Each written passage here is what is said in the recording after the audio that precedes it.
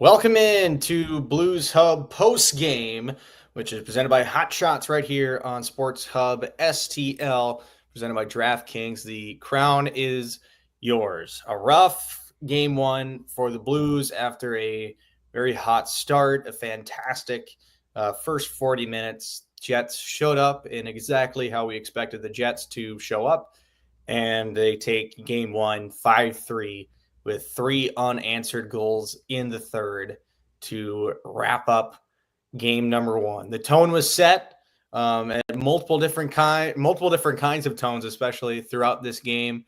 The biggest tone being set at the end of the game with a lot of skirmishes. I think borderline line brawl at the end of it, which was certainly something you don't see in the playoffs too often. So tone was set for sure. And unfortunately for the Blues, couldn't get that tone to roll their way in the end of it all. Mike Meyer, Thomas Welch, Jacob Stanoch with you. Fellas, what are your guys' thoughts? Obviously, I'm not the happiest camper at the moment as a massive Blues fan myself. Obviously, you guys follow in the same steps as me.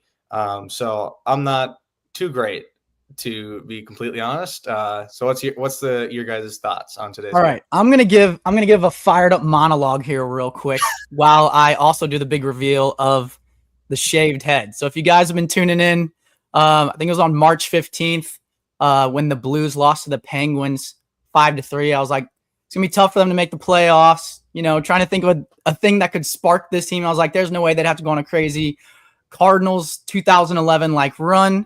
So I put my hair on the line.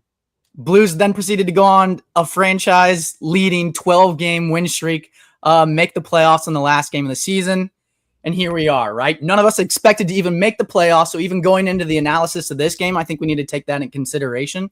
You're going up against one of the most consistent forces in the league all season, and Vezina winner for sure, probably Hart Trophy candidate in Connor Hellebuyck, who looked a little bit dicey tonight, all things considered, right? That glove side was looking a little bit more open than we're used to in the regular season, so playoff Hellebuyck might still be relevant. But that being said, folks, I did not make it this far to hear doom and gloom, right? We are fired up. All we need is home ice advantage, right? All we need is to steal one of these, and then all of a sudden we got 3 games back at Enterprise where the Blues have been absolutely on fire lately, okay?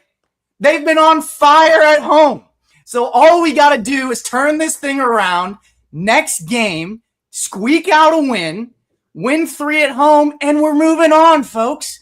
So let's pick it up a little bit. We've got 2 games in Winnipeg, right? Winnipeg sucks. Also, I am honestly, I'm happy with how it turned out. It looks pretty good. It's better than the mop, to be honest. Yeah. But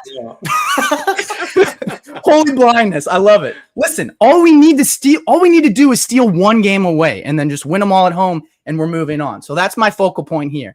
There's a lot of things to break down. Obviously, 1 shot on goal in the third period is brutal. Can't happen against one of the best teams in the NHL. You're never going to win that game. So it's an uphill battle at that point, right? The Blues, throughout this win streak, throughout the 4 nations, all of their success has been controlling the flow of play, getting pucks in deep,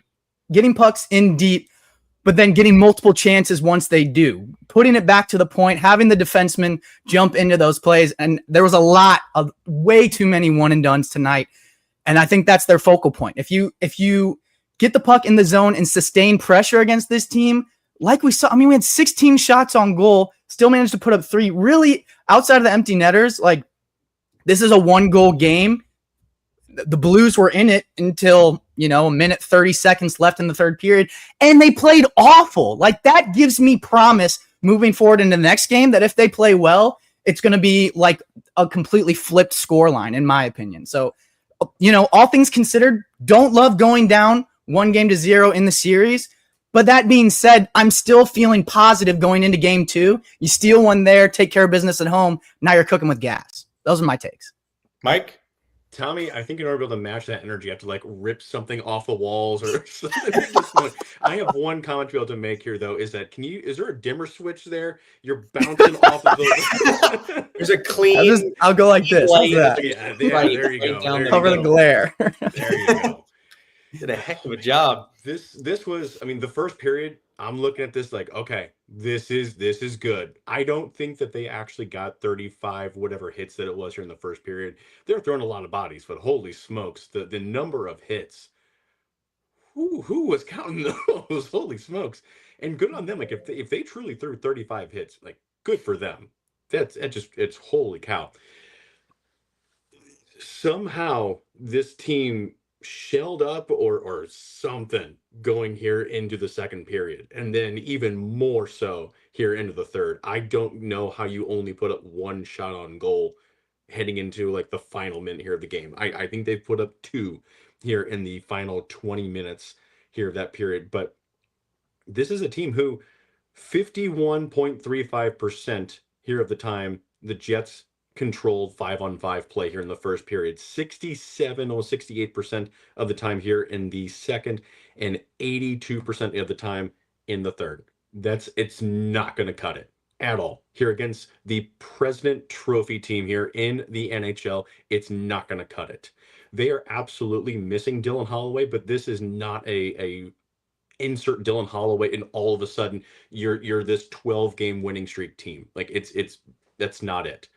I don't know what that they need to necessarily do in order to be able to turn the tides here at this point, but I think that there's a lot to be able to learn, and I think that especially they need to be able to start looking here at these shots here from the point, that they're getting these tips here in front, because this is showing a little bit more of a bread and butter here for this squad, and they're going to have to start watching some of those shots here from their defensemen. So I still do like some of the play and the effort here that we saw, but boy, they have got some work to be able to do to be able to put together here a full 60. Yeah, I mean, to me, what really seemed to hurt were the simple mistakes. Obviously, the Bolduc penalty. Looking at the chat, Bolduc penalty was a hurtful one, and even if they don't score on that, it's still something that'll take a toll on you. And just the little things that they were doing. And again, obviously, I like to be more of the hockey optimist. You do have to hand it over to. The Jets. I mean, they played a great game. They clogged up the middle incredibly well. I mean, that's something that they do so well. I mean, you saw it. The Blues had incredible difficulty getting through it, getting through the neutral zone, just trying to set up anything. They're a fantastic team, and they're a fast team. They know how to make plays. That's why they're the President's Trophy winner this year. I think it's, there's no such thing, obviously, as an easy team to beat, but there is such thing as a very hard team to beat. In the NHL, and that's just how it is. I watched the game, and it's a roller coaster of a time. But you gotta, you gotta piece together the 60 minutes. And again, the simple mistakes. That's what kind of all of a sudden it seemed like for the Blues. The in that stretch following the 12-game win streak, it was the same thing where the little mistakes would then snowball into just nothing happening, turnovers, no offensive possession whatsoever. And I feel like we kind of saw that again tonight in that third, where the Jets made them make mistakes, and then that switched to just, going back and forth of just really dumb mistakes that did not help them out at all. Thomas, obviously you saw most of a lot of that going on the ice. To me, it just seemed like moving forward, obviously, you got to try and limit the mistake. Obviously, mistakes are mistakes. It's hard to stop them, but you got to try and limit making the kind of, I guess you can say, boneheaded mistakes if you want to find success. Yeah, it's just about tightening up, right? And I think the benefit of the Winnipeg Jets is, like, they have a lot of guys that are hungry, a lot of guys that are veterans, but they've been consistently, I mean, we're talking about a President's Trophy team. So they've been consistently like producing throughout the course of this year. And it's kind of ingrained in them, For the Blues, it was almost the exact opposite, right? It's like the last month or two, they finally figured out how to turn it on, went on a 12-game win streak, squeaked their way into the playoffs. And it's about sustaining that level of play, right? Because we saw kind of spurts where we're like, oh, this looks like the Blues team before the Four Nations. Definitely not the one that, geared them into a playoff position and got them into a first round matchup against the Winnipeg Jets. But I do think one of the most beneficial things for the St. Louis Blues on their roster and on their team doesn't even touch the ice. And that's Jim Montgomery. So I think it's going to be crucial for him because, I mean, we saw a season where you could definitely make the case that he deserves votes for coach of the year. So I think moving on to game 2, it's not just on the players to be like, obviously they need to play better, right? We need a better result. But what did Jim Montgomery see in game 1 and then make adjustments to game 2 to build his squad for more success? Because like we talk about, like, this team has a lot of hungry veterans, but it also has a lot of young guys. And we're talking about Zachary Bolduc taking the penalty like that. Like, yes, it sucks. And yes, it can't happen in the playoffs, but he's also a crazy young player. I mean, you could equate it to like Colton Wong getting picked off at first base to end the game. It's just a lack of experience where those things you got to get the bumps and the bruises to kind of learn and figure it out and be like, okay, I'm not going to do that again. But to Chad's point too, I also think the officiating was very ticky-tacky in this game as opposed to normal playoff hockey we see where they just swallow the whistles.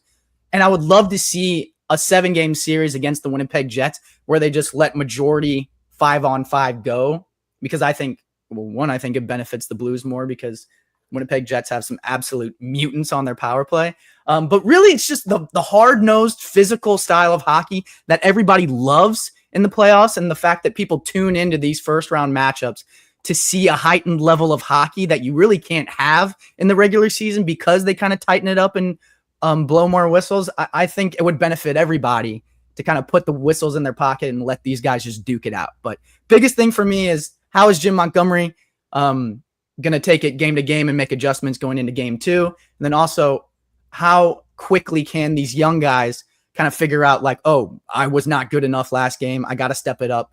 It's like there's all varying degrees of development throughout the course of these young guys. But a lot of them don't have playoff experience, so it's very new to them. So, kind of taking those bumps and bruises as they go. But game 2, you guys got to come out and take care of business. Because like I said, even if we lose game 2, guys, like I know chat wants to be negative right now, and I get it. It's not a great way to go out. A minute 30 left, like 2 shots on goal in the third period total. But even if we go down 2-0 and then we win all 3 at home, you're still back in the position that we're in right now. You just have to steal one away and then you're moving on. So we're really not out of this series. Now, if we lost 5-0, I'd be like, I'm just glad we're here. Like, it was a great season. Like, we're on the brinks of a sweep, but at least we made it. I'd be singing a different tune, but I really felt like the Blues were in it this whole game and they played terrible. They didn't play to the team that we saw post 4 Nations. So I'm still locked in on this team for sure. Yeah, I think if you saw Montgomery come over the boards, I mean, again, I think you're watching too much WrestleMania right now, and you're getting my hype up here to see Jim Montgomery come over the bench here at that point. But yeah, I mean, you saw, I mean, again, like it was almost two different teams here tonight, where, like you said, the refs blew the whistles here quite a bit in the first period, which is what we weren't necessarily expecting to see, but the Blues were all over it. And it really benefited them that the fact that they were calling those early penalties. But then it seemed like that the refs did start to swallow their whistles. And all of a sudden, the Winnipeg Jets really started to swarm them here a lot. And as much as the Blues battled back, it was at this point where you started, I think, to be able to see a little more of, to your point, the veteran leadership, the veteran experience here in the postseason here from the Winnipeg Jets versus a little bit more here of that young NHL playoff inexperience. Now you've got, again, Jimmy Snuggerud, Zach Bolduc. I mean, these guys are all championship winning folks. Yeah, Jimmy Snuggerud never won a championship here in the NCAA, but he did win a gold medal here, at the World Juniors. You're talking Zach Bolduc, who did win the QMJHL. You guys are talking here about all of these different champions, not to mention the Stanley Cup champions who are on this squad.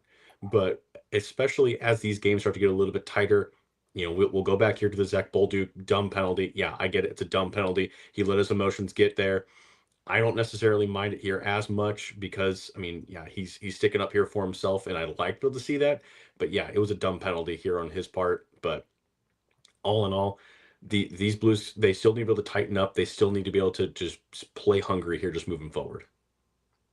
I mean, I think the thing that sticks out to me, first of all, quick shout out to Sparky in the chat, joining us all the way from Winnipeg, a Jets fan on here, which is love it, absolutely love it. Shocking to see, but hey, thanks for joining us here on the Blues Hub post game. And I guess while we're at it, don't forget to subscribe here on Sports Hub STL so you can catch all of our live shows and other content here on YouTube. Also check out all of our other socials at Sports Hub STL, and also check out some written content and other fun stuff over at sportshubstl.com. To me, what I'm hearing right now is, there's just a lot of that learning curve that, you're going to have one of those. You're going to have a game like this. And if this was, a month ago, there was that mix in there where there was I believe it was the Jets game where you kind of need that, a little bit of that one loss just to get you back on track, or that one loss to kind of like, okay, now we need to figure some things out. Obviously it was a little different, with that last Jets game, but tonight, it's a sad thing that it has to be first game of the playoffs. That it's kind of a game. I'm not going to lie, the Blues kind of needed it because this is a new team. Obviously, they have playoff experience, but a lot of them don't have playoff experience together. A lot of new guys, a lot of all kinds of different things that are going on this season that straight up, it's like you need to learn how to play as a playoff team with this kind of team. And, I think that's another thing to look at as, Blues fans is that this is kind of a game where, sadly it has to be a loss and sadly it has to be in the playoffs, but it's kind of needed. And maybe this is a good thing for the Blues moving forward here in the series. I'd love to get your guys' thoughts on that.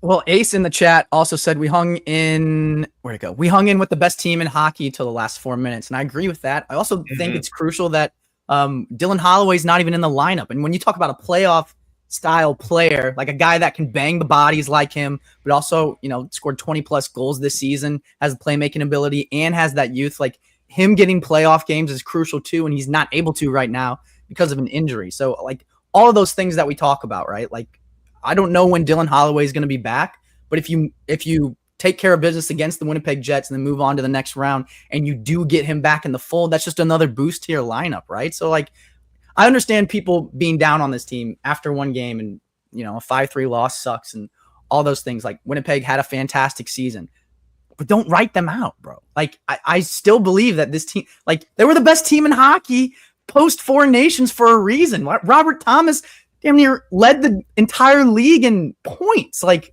they're not here by accident. They're here through their work ethic. And I think we're going to completely see a different team in game 2 because of Jim. Oh, hopefully we get Thomas back so he can finish his thought there. It looks great with his dome, though. Oh, I know. It's a great spot. Montgomery. There he is. Starting to, maybe. Oh, phasing back in a little bit. We apologize for the technical difficulties, folks. Just probably a little glitch over on Thomas' side. Oh, that's okay. All right. Well, while we wait for hopefully Thomas to hop back in, Mike, let's get your thoughts on that little bit of a topic there. Yeah, Thomas made a point here, especially with, what was made here in the chat. They did hang in there with the best team here in the NHL, but as almost a counterpoint here to that is you hung in there until the final few minutes, and that was kind of a reoccurring theme is that you hung in there in the final few minutes and you can't close the game. And you saw this time and time again here over the last few stretch of games where the Blues let up that last minute goal.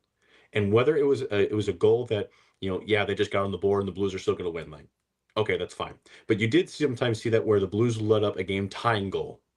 And unfortunately, at this point in time, this is not a situation where you can have to let up those game tying goals, those get with 90 something seconds left to be able to go, 2 minutes left to be able to go here in the game. Like you cannot allow that to be able to happen. And I don't know how that Jim Montgomery is necessarily going to whip them into shape and be able to get them to be able to help them close down here a little bit more, be able to play a little bit more aggressive. Because if you start to play a little bit more aggressive here against the Winnipeg Jets, I mean, this is a team who absolutely can really hurt you here at any single point in time. So I'll be very interested to be able to see if they can be able to continue to hold on here to those leads.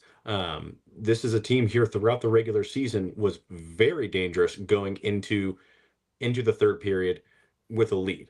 This is a team who I believe only had one regulation loss and one overtime loss I got an article here out there on Sports Hub's website.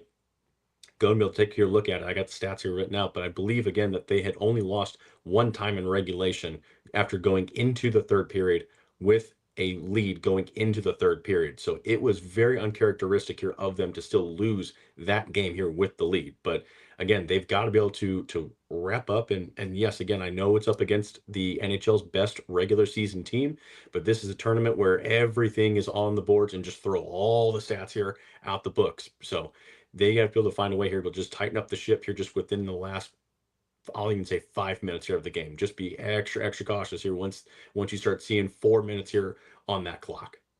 Yeah, and that's certainly something moving forward, kind of tacking onto that as well. You can kind of say that's definitely a thing they got to learn from this game. They got to learn that last 5 minutes. That's something they struggle with, like you said, these past few. Before we get too far down the road, just remember with the NHL playoffs now in full swing, you can get in on some of the action, make some money as well. Download the DraftKings Pick 6 app and use code STL Sports. That's code STL Sports. For new customers to play, $5, get $50 in Pick 6 credits. Better payouts, bigger wins, only with Pick 6 from DraftKings. The crown is yours. Gambling problem? Call 1-800-GAMBLER. Help is available for problem gambling. Call 888-789-7777 or visit ccpg.org in Connecticut. Must be 18 and over. Age and eligibility restrictions vary by jurisdiction. Pick 6 not available everywhere, including New York and Ontario. Void where prohibited. One per new customer. Bonus awarded as non-withdrawable Pick 6 credits that expire in 14 days. Limited time offer. See terms at pick6.draftkings.com/promos. Well, now that we're in this kind of final stretch of the show here, definitely want to, before we go too far, there's this quote, saw it in the chat popping up, now getting it from Blues Twitter. Jordan Binnington later on, or after the game, said, "We played a hard game, a lot of good things to take away from this game for sure. It's a long series. Take it one game at a time. We've got a lot of belief in this room." And seeing a quote like that, something that Binner has, seeing that from Binner, especially, I think that was something, belief was a big word to me, following the Frozen Four, Western Michigan's coach, he said the biggest thing was belief. That's what propelled them through the entire tournament. Belief from the administrators, the fans, the coaches, the team, every single inch of it, there was belief.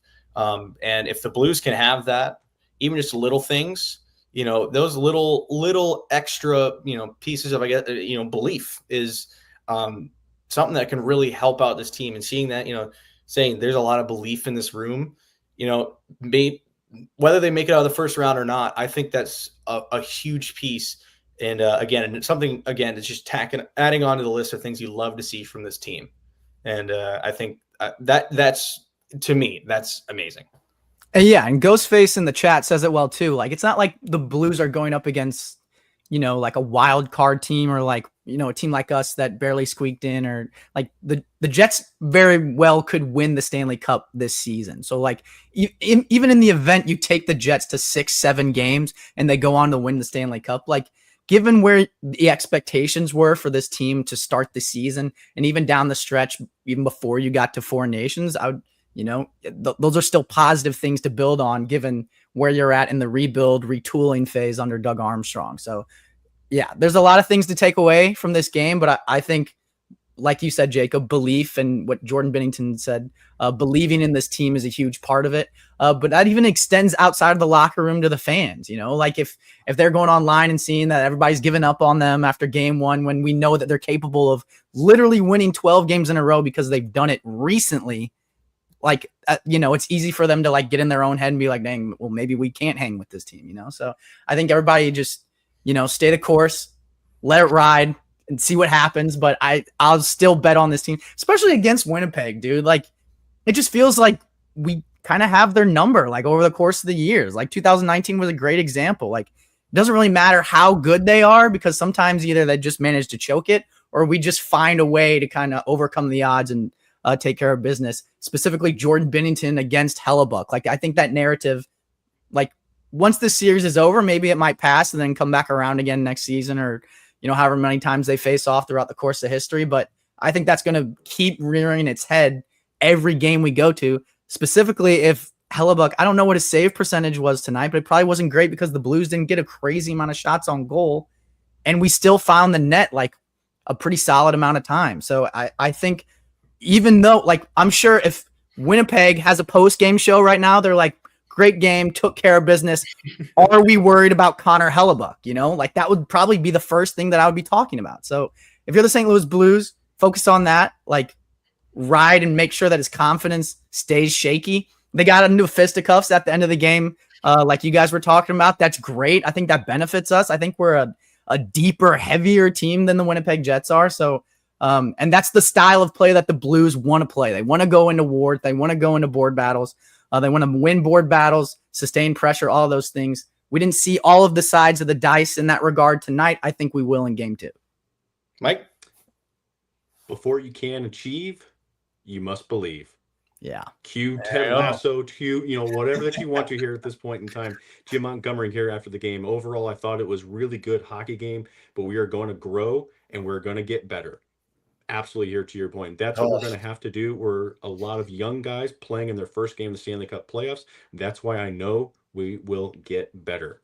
It's echoing every bit here of our thoughts, and I'm glad that we're on the same train of thought here as Jim Montgomery, which I don't know we can ever be on the same thought even with the hair, Jim Montgomery, but hey, I'm glad here about that one.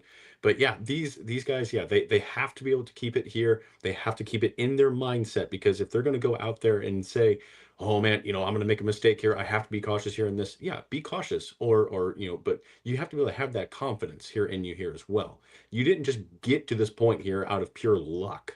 You fought and battled to be able to get your way here. And so if they can be able to keep that mindset, if they can be able to just remind themselves, regardless if they look at Jobu or whoever that they look here at, I don't care, whatever that they're going to be able to do, this team has it in them to at least take the Jets here to game 6, even game 7. So again, before you can achieve, you must believe. And taking a look at the chat, talking about some of the stats in today's game, pitching in, cooked with the hits, 54-34. And you talk about some of these stats in today's game. I mean, honestly, it was a very relatively even game outside of the shots. Obviously, that's the one spot where the Blues gotta, step into it. But, outside of the shots, Blues leading the way, faceoffs, 57.4 to 42.6 for the Jets. Power play, they go 2 for 3, 66.7%, which is an excellent number against the Jets in game 1 of the series as well. Jets obviously get the lone power play goal, so they go 1 for 4. Penalty minutes, that's a little inflated now due to the 58-56 mark, thanks to all the misconducts at the end of the game. But Blues 16 block shots in there as well. Takeaways dead even 6-6.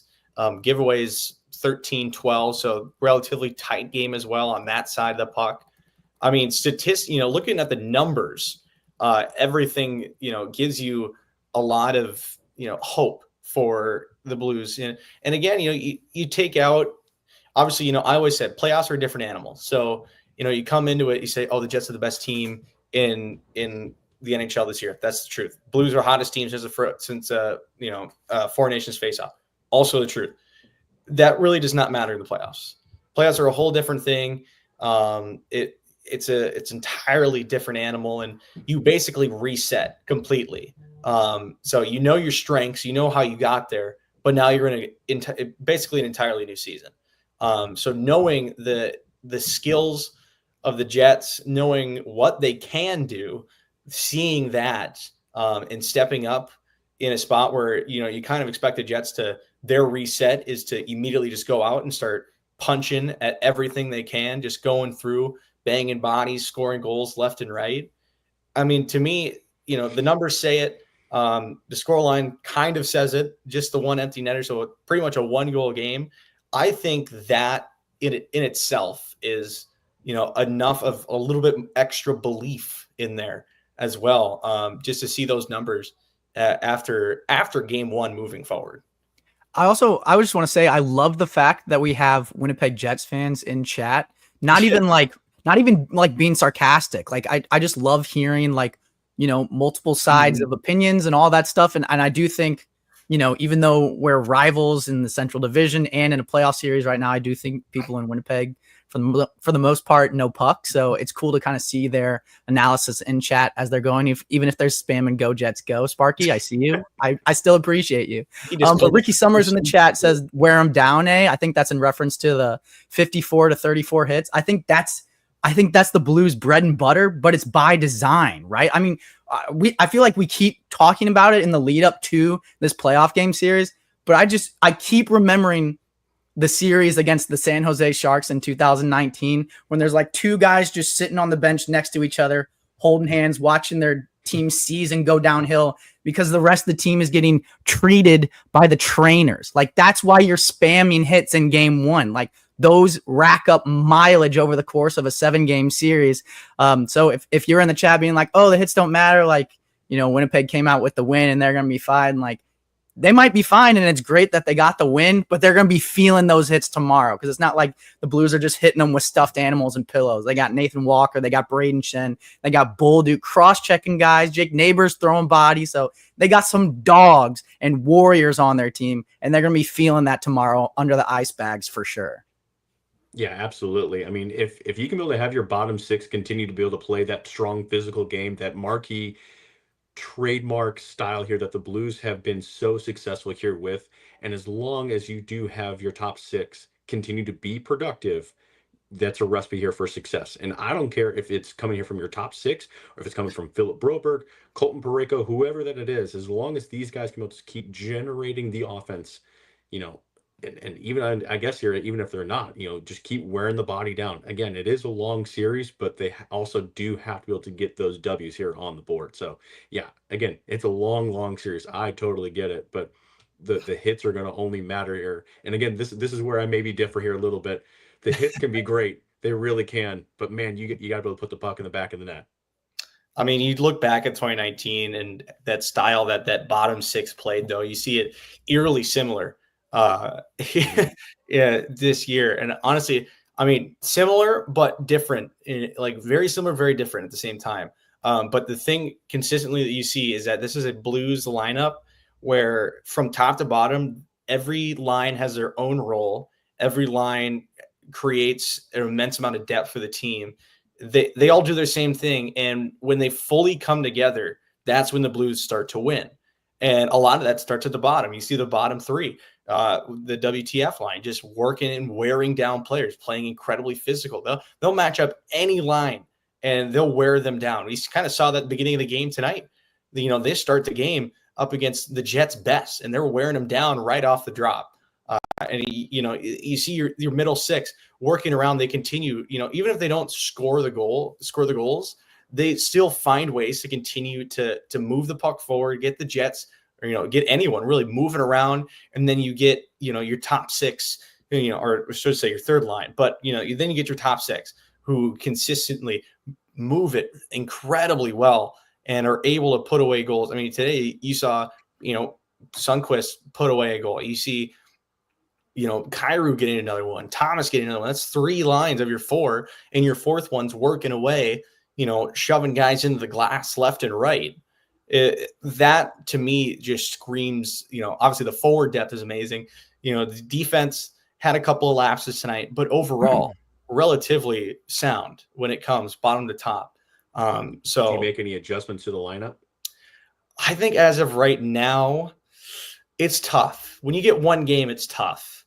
Obviously you want to say, oh, give this guy a shot, give this guy a shot. But at the same time, you're saying, oh, maybe it's just a one-off. Maybe just a bad afternoon, whatever it was.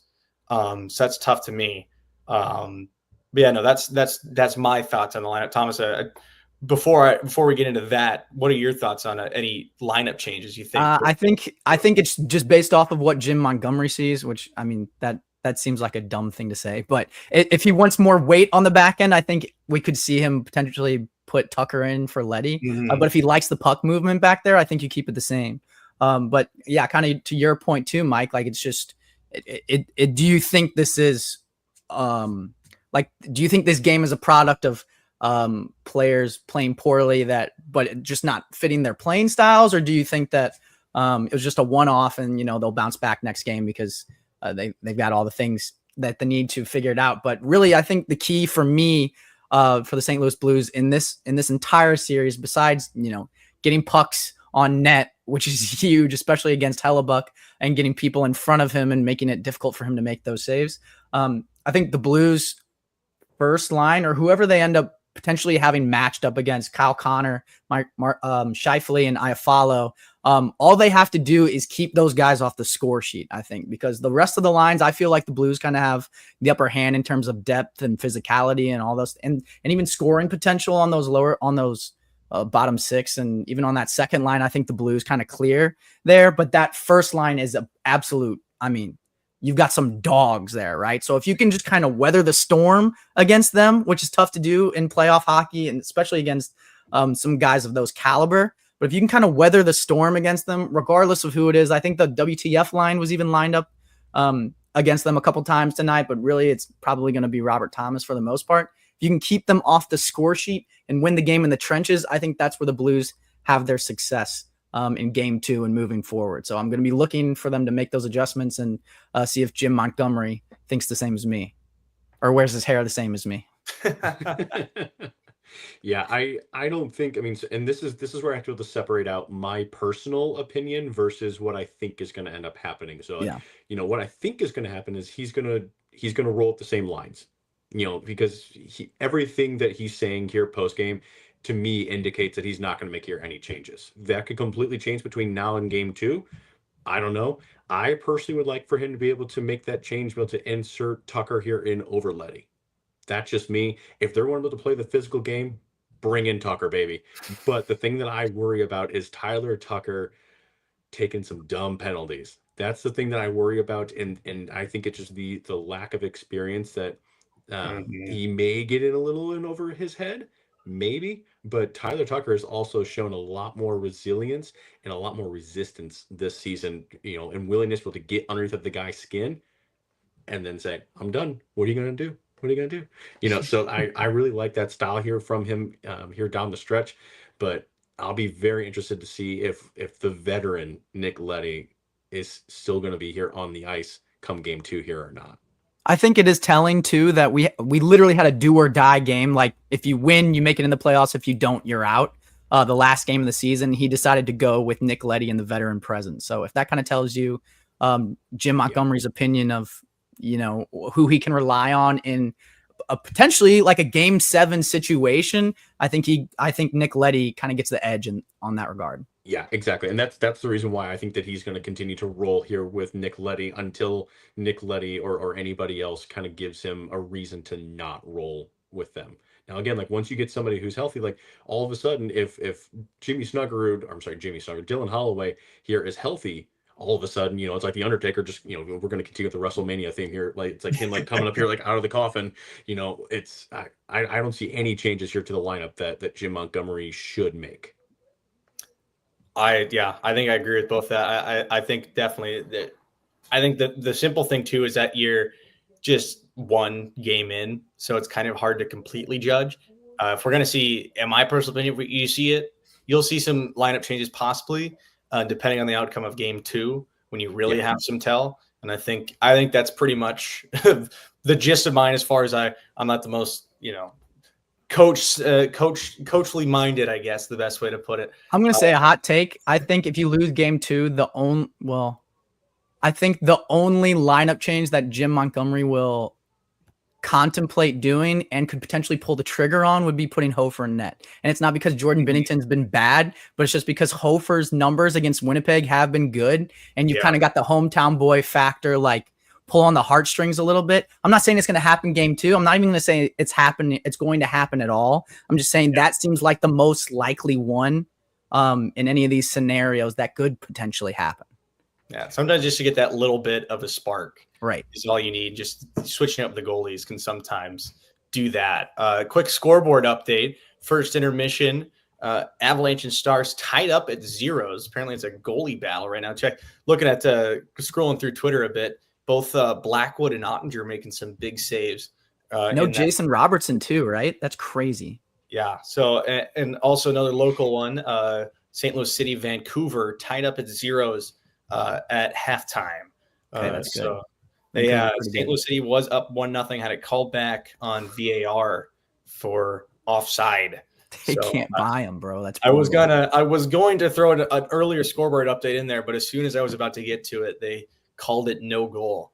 So it was a little disappointing. Okay, so getting towards the end of it here, I think last one, the best way to wrap it up. From what you guys saw today, I think obviously we've probably said it a lot, but just to kind of get it out in the open completely there, what do the Blues want to focus on to find success in game 2 to try and switch up the result here? I think it's just offensive pressure for me personally. It's like it's not even necessarily like, I don't even know that you have to pepper. Like, I don't even know if we have to get 40 shots on goal against Hellebuck to win the game, because it looked like, we had 16 and we still found the back of the net a lot. And I think this team has shown us post 4 nations that they can kind of score at will, but you still have to take shots for that to happen. I don't think it has to be like 40, 50, 60 shots on net, but kind of hemming Winnipeg in their own zone and controlling the pace of play kind of how we want to, instead of just playing defense for literally an entire period. Like, that's not a recipe for success, and that's not how we've found success throughout the course of that win streak. So I think it's just keeping the puck in their zone, cycling pucks, getting multiple chances, not just one and dones, and winning those puck battles, winning battles at the line, and winning the possession game. I think those are all crucial focal points that the Blues are going to be focused on, but I'm going to be focused on too for game 2, because I think if the Blues win the possession game in all 3 periods, I think they're going to end up winning the game on the score sheet. Yeah, and I don't think that there's necessarily really anything gameplay wise that I would change too terribly much. For the most part, again, like, I really liked their game. It was just the fact, as the game continued on, you just stopped to see so much offensive zone pressure. But again, I think a lot of that was just mental more than anything. And so as you start to say, like, okay, well, now we've got, it's a tie game. Okay, now we got the lead. Okay, great. Now we got to go to defend. Now we got to defend. Shoot, all of a sudden now, like, we're playing on our heels here, like you said, for 20 minutes. And so for them, I think it's just battling their own little demons and just taking a quick breather. You're fine. We're here. And just breathe. Just play your game. And that's, I think, the biggest thing here for this team. And again, I don't think that's necessarily that translates to gameplay change. It's just, guys, like, what to do. Just do it. So I think that's just the biggest thing here for this team. All right. Thank you guys for doing this here. Thank you to the chat as well. We're nothing without you guys. So appreciate you guys showing up again, despite the 1-0 loss, and also some Jets fans joining in, especially Sparky, who's said he was going to leave about, I think, like 10, 15 minutes ago, and just been sticking around. So throws in a last second comment that says your team scares me. Honestly, that is the biggest vote of confidence that you could give us. Oh my gosh, yes. That's everything. So I appreciate it. And like Jacob said, appreciate you sticking around, because you did say you're going to leave a lot, but that means we're doing a good job entertaining you. So that's awesome. Here. So I really do appreciate everyone in the chat sticking around. Hopefully we're doing enough of, I know we're pretty much just, I think we're called Three Stooges, and I think that's the best way to put it.